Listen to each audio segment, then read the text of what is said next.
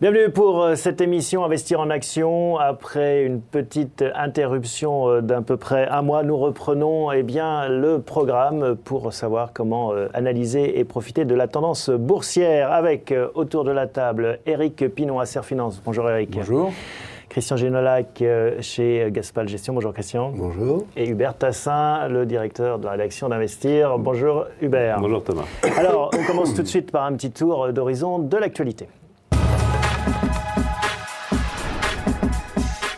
Tout de suite, messieurs, une actualité qui a touché de nouveaux plus hauts annuels. On a touché sur le CAC un peu au-dessus des 4000. Comment est-ce que vous voyez la suite de façon générale? Est-ce qu'on va continuer sur cette dynamique ou au contraire, il est temps de souffler, Éric? Je crois qu'il est un peu temps de souffler. On a touché 4000, on n'est pas revenu au plus haut qu'on avait connu il y a quelques semaines. Mais encore une fois, on va le redire pour quelques jours encore, on a fait plus de 50% de hausse depuis mars 2009, c'est-à-dire il y a un an. Je crois qu'on peut revenir. Alors les niveaux de 3700, 3800 sont les niveaux attendus. Il y a une position qui semble vouloir voir ces marchés rebaisser. On n'a pas, contrairement à ce que vous dites, retouché les plus hauts absolus, puisqu'on est resté en dessous des niveaux des 4080. Donc je crois que là, on a encore, disons, avant l'été, peut-être une petite baisse. Christian, votre sentiment sur la tendance ? Je suis assez d'accord avec Éric. Ce que je rajouterais peut-être, c'est que depuis quelque temps, je me méfie un peu des valeurs cycliques qui sont celles qui ont rebondi le plus fort depuis l'année dernière. C'est classique dans les rebonds de marché. D'abord, les valeurs cycliques remontent. Et moi, je suis plus porté maintenant à me reporter sur des valeurs de croissance, et notamment celles qui bénéficient de la croissance des marchés émergents. Alors on va y revenir en détail dans le portefeuille, mais on finit ce tour d'horizon. Hubert, votre sentiment sur cette tendance qui en effet frôle les plus hauts de l'année, qui malgré tout, l'indice CAC ne progresse que d'un petit pourcent depuis le début de l'année. Le trimestre s'est conclu sur 1% de hausse, c'est pas beaucoup, mais ça vient, comme on l'a dit, après une période exceptionnelle de mars à décembre de l'année dernière. Nous, on est sur un scénario, effectivement, 3750 c'est plutôt des signaux d'achat, 4002 au premier semestre, peut-être 4004 au deuxième sont les objectifs maximaux. Ce qu'on voit aussi, c'est quand même que à l'intérieur même de secteurs, une très grande différence de traitement entre les sociétés. On a vu que c'était les points morts qui ont été travaillés l'année dernière, les résultats sauvés par la baisse des coûts. Là, la moindre bonne ou mauvaise nouvelle, notamment sur l'activité elle-même, est saluée. Et là, on va en parler tout à l'heure, on arrive à la période des premières publications trimestrielles. Et là, il y a une petite période de vérité, donc c'est normal aussi qu'on hésite. Donc ça nous permettra aussi de guider certains choix. Alors on parle de secteur, le secteur automobile qui fait aussi la une de l'actualité, avec ce rapprochement, alliance, comment le définir, c'est difficile, entre Daimler, Renault, Nissan. Votre sentiment, Éric, un mot sur... Hubert vient de le dire, je crois qu'on a eu des réductions de coûts, on recherche ces fameux ratios de productivité ou ces ratios de résultats nets que tout le monde semblait avoir atteints. On va les chercher en Allemagne d'ailleurs. Oui, on va les chercher chez des gros pour faire des petites voitures, puisque c'est ça l'histoire. Ouais. On a vu quand même la limite du process avec les Japonais qui se sont pas fait harakiri pour une fois, mais enfin qui étaient quand même pas très heureux d'avoir fait des centralisations. Donc espérons que l'affaire Renault dont on parle se terminera pas de la même façon. Je crois que tout ça, c'est de la recherche de production, de la recherche de productivité avec, Hubert l'a évoqué, une réduction structurelle des coûts. Et Christian, Daimler a déjà fait des tentatives d'alliance, de rapprochement avec d'autres groupes. Ça s'est jamais très bien fini. Est-ce que ça va marcher mieux cette fois-ci? L'historique n'est pas bon. Alors on peut espérer. Bon, ce qu'on voit quand même, c'est que Daimler ne prend pas le contrôle de Renault. Il y a un échange de participation qui est très limité, 3,1%. Mais pourquoi faire cet échenge d'actions? On ne peut pas faire un partenariat sans échanger du capital? Moi, je crois. C'est par exemple. C'est par exemple ce que fait Peugeot avec Mitsubishi ou avec BMW. Mais je crois que ça permet de montrer que on a envie d'aller de l'avant, qu'on est sérieux et qu'on implique son propre argent. Ça veut dire quoi au final? Est-ce que ces participations sont destinées à monter selon vous? On est quand même dans une période un peu particulière pour l'industrie automobile dans tous les pays développés, puisqu'on sort d'une année où elle a été totalement subventionnée par ces fameuses primes à la casse. On est dans la sortie de ces primes, il faut agir. Il faut agir. Il y a un peu de profit cette année. Hein. On n'est plus dans les pertes. Donc c'est logique d'agir et de réagir. Et c'est logique que les grands des grands pays se préparent, comme le disait Eric, à contrer les petits pays, mais qui vont aussi faire des petites voitures. La prime à la caisse, c'est un beau terme aussi. Un mot sur le dossier Lagardère avec un aiguillon qu'on connaît bien, Weiser Pratt en bourse, qui aime bien secouer des dossiers. Alors faire sauter une commandite, c'est mission impossible. Qu'est-ce qu'il cherche, à votre avis ? C'est pas forcément mission impossible. Hein. Il y a des commandites qui ont sauté. En général, il faut les acheter. La commandite de Lagardère est un genre assez particulier puisqu'elle donne un très très grand pouvoir aux banquiers en fait du groupe Lagardère. Elle sort du sauvetage de ce qu'était ce groupe, quoi, la partie immédiate de ce groupe après la défaillance de la 5. Donc on peut la faire sauter. Je crois qu'il y a une question. C'est-à-dire quoi ? C'est-à-dire qu'il va y avoir une OPA sur Lagardère pour dépecer le groupe ? Non, c'est ça l'idée ? Non, mais on n'en est pas là. Là, on prend rendez-vous. Weiser Pratt est passé sans doute avec des alliés juste au-dessus du pourcentage qui lui permet de présenter des résolutions à l'Assemblée générale. L'idée, c'est de prendre date, c'est de remettre en question quand même le management. 7 ans après la mort de Jean-Luc Lagardère, ce management n'a pas fait ses preuves. Voilà, c'est tout ce qu'on peut dire. Qu'est-ce que vous en pensez, messieurs, alors je crois que c'est effectivement la gestion de la succession. Bon, on ne va pas raconter les histoires qu'on connaît tous. Succéder dans un groupe comme celui-là à son père, c'est pas toujours simple. Le management, là, on parle des hommes en général, mais et je crois que ce que dit effectivement est très important sur le fait de mettre des aiguillons pour soit faire changer, peut-être, à échéance courte, soit au contraire prendre une main définitive. On n'en est pas encore là et je confirme qu'on n'en est pas encore là. Ça sera un dossier qui risque d'animer de nombreux épises de l'actualité boursière. Compte tenu du fait que c'est un holding très diversifié, caractère d'un conglomérat avec une décote, c'est aussi amusant à jouer en bourse. Il faut s'attendre à remuer un peu de boue, hein, parce qu'avec Weiser Pratt, on ne donne pas de la délicatesse. Hein.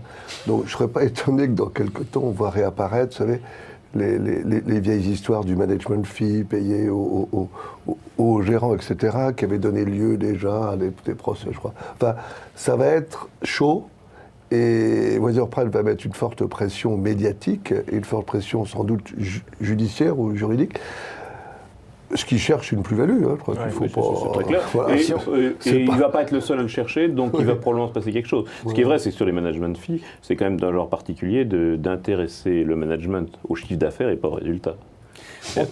On passe tout de suite, on en reparlera sans doute de ce dossier Lagardère. On passe tout de suite à notre sélection.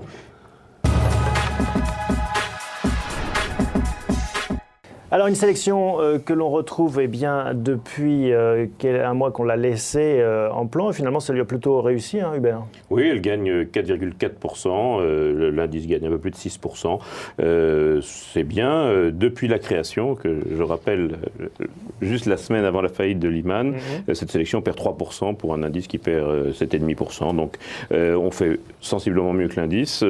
Là on a donc des tops depuis 2 mois. Les tops c'est le cycle. ST Microelectronics, Valorec, bon Vinci c'est un peu moins cyclique, Euler Hermès, et puis on a des flops. Le flop c'est toujours le même si j'ose dire. On a un flop avec Vivendi, ça n'arrive pas à se redresser. Et puis il y a des valeurs qui commencent à marquer le pas, Alstom, Thales. Alors, nos amis gérants, que pensent-ils de cette sélection ? On profite du regard neuf d'Eric sur celle-ci.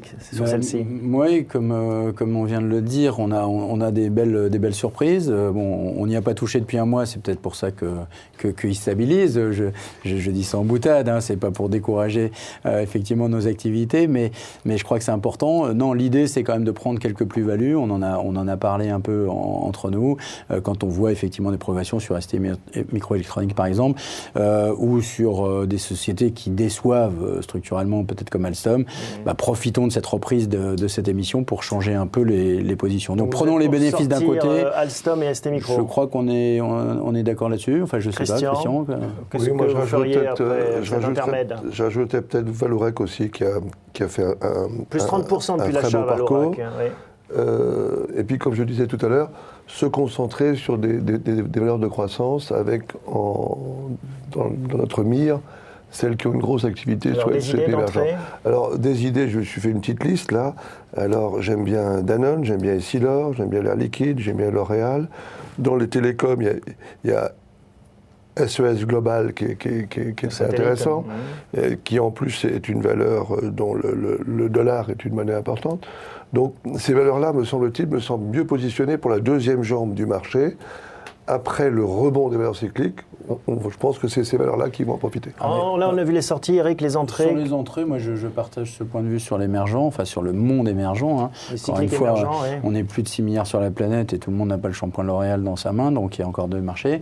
Deuxièmement, on en a parlé aussi avant pour préparer l'émission, c'est sur le dollar. On parlait des marchés tout à l'heure. Des exemples concrets, en fait, soit de l'action émergente ou global, en dollars. En l'occurrence, on en parlait, il y a un chiffre d'affaires en dollars avec une production en euros. Donc, mais une action qui est assez flat, en fait, qui ne bouge pas beaucoup. Qui a un beau rendement, qui est en retard par rapport à son concurrent qui est Eutelstat. Et donc, je crois qu'elle a tous les ingrédients d'une valeur intéressante. Donc on a un consensus autour de SES. Alors Hubert, on se tourne vers le juge de paix, l'arbitre. Point de vue sortie d'abord. Si on prend le dossier, est-ce qu'il faut sortir ST Micro et Vallourec qui ont bien progressé et Alstom qui n'a pas bougé? Oui, alors Alstom n'a pas bougé depuis qu'on l'a acheté, mais il avait fait une performance précédente également dans ce portefeuille qui était considérable. Donc moi je crois que c'est assez logique de sortir un peu de cycle, et surtout quand on gagne sur ST Micro plus de 15% en 3 mois, Vallourec plus de 30% en 4 ou 5 mois. Donc on sort ST Micro et Vallourec. Et Alstom. On sort les trois au cours donc de demain matin, mercredi et puis vendredi, pardon.